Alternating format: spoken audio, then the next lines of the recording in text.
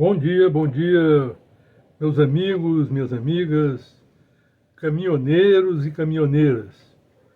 Eu sou Cláudio da Costa Oliveira, economista aposentado e diretor do Conselho Nacional de Transporte Rodoviário de Carga, CNTRC. Hoje é dia 20 de setembro de 2023.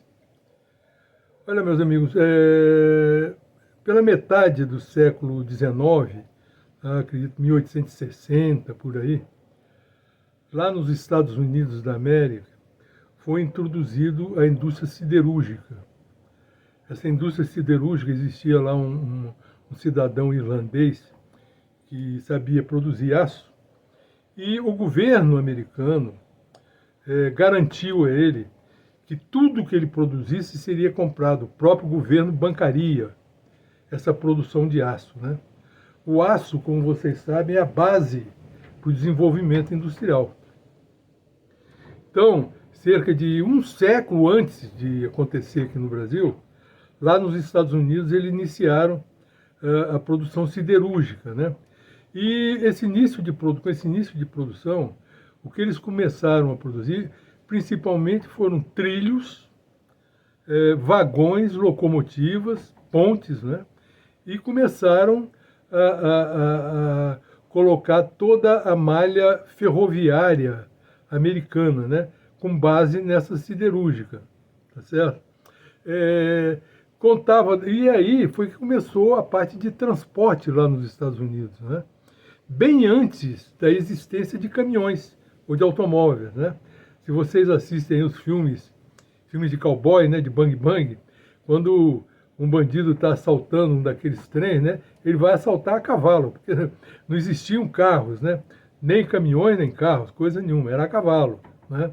Então, os produtos iam das fazendas para a estação ferroviária, conduzida por carroças, né, puxadas por cavalos, né? Ou então, que começaram logo a desenvolver também, o transporte fluvial, não é? Com barcaças, né? E nos Estados Unidos tem uma rede de rios altamente navegáveis, porque o país é praticamente uma planície, o país inteiro, né? Só vai encontrar montanhas bem lá no litoral oeste, né? Com as montanhas rochosas.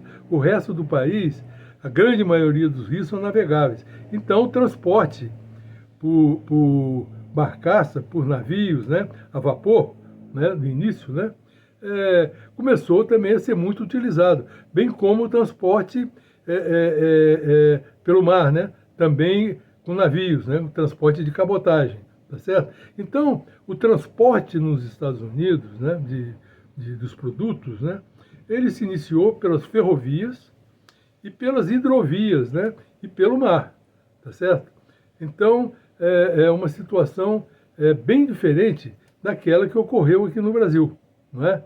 Porque o Brasil só passou a ter a siderúrgica a partir da criação da Siderúrgica Nacional, Companhia Siderúrgica Nacional, pelo presidente Getúlio Vargas, né? Depois, com Juscelino Kubitschek, né, foi implantada a indústria automobilística, né, e criadas as empresas fornecedoras de peças para montagem, né?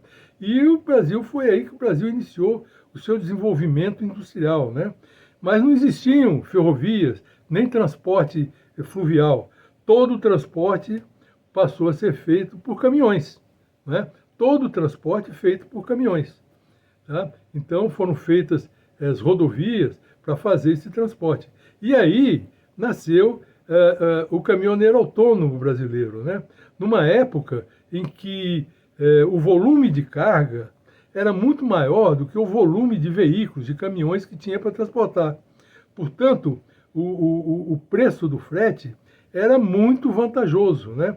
O que fez com que muitos desses caminhoneiros se tornassem as grandes empresas, grandes transportadoras que nós temos hoje em dia, né? Porque eles conseguiam, naquela época, arrecadar recurso suficiente para repor os seus equipamentos, não é? E até investir mais, o que não acontece hoje. Eu vou fazer um segundo vídeo aqui para continuar esse assunto, tá certo? Um momento, hein?